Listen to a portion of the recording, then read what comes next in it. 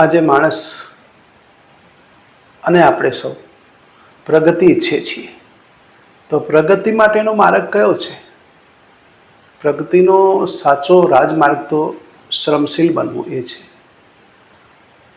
આપણું કોઈ પણ સપનું હોય, કોઈ પણ યોજના હોય, કોઈ પણ કાર્ય હોય, તો એને સતત પ્રયત્નો દ્વારા, સતત નિંદામણ દ્વારા, સતત નિરીક્ષણ અને સતત પરિશ્રમ દ્વારા યોજના બનાવવી, એમાં કોઈ ખામી હોય તો એને દૂર કરવી અને સતત પ્રયત્નો કરતા રહેવું.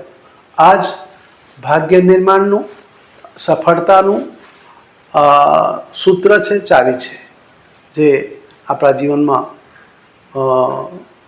લાગુ કરી શકાય છે.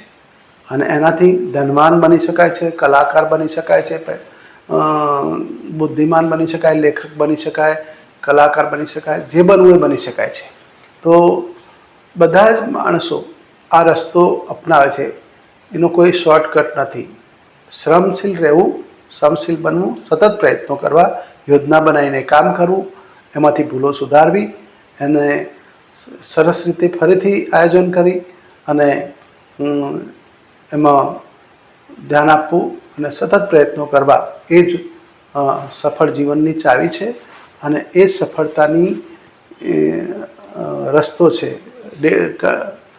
તો આ વસ્તુ આપણા જીવનમાં આવી જાય કે શ્રમ એ જ આપણો ભગવાન છે, ત્યારે આપણે ધાર્યું કરી શકીશું, ધાર્યું ખર્ચી શકીશું, ધાર્યું કમાઈ શકીશું અને જેવા બનવું હશે એવા બની શકીશું. તો શ્રમશીલ બનવું, પ્રયત્નો દ્વારા એની પૂજા કરી શકાય છે. આ વસ્તુ આપણા જીવનમાં આવી જાય તો આપણે સફળ બનતા આપણને કોઈ રોકી નહીં શકે. ચંદનવાલા મેં પાટણના. જય ગુરુદેવ, જય માતાજી.